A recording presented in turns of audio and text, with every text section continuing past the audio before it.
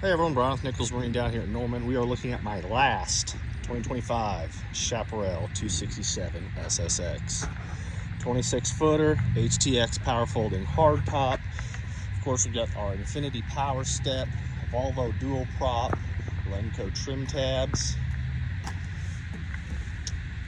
transom shower, rear audio remote, half sun pad, snap-in sea deck throughout. This is actually a 380 horsepower boat. That's gonna be pretty hard to find. Upgraded audio, tower speakers, everything lights up, lots of accent lighting. Another unique feature on this one, it's got a vacuum flush head. Pretty hard to find on a 26 footer as well.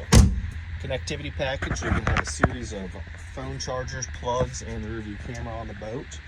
New SIMRAD NSS series with all digital switching. Deep bow armrests. 250-foot windlass anchor.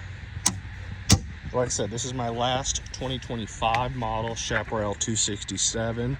There's a major rebate on this boat. Come check it out down here at Norman or visit us at nicholsmarine.com.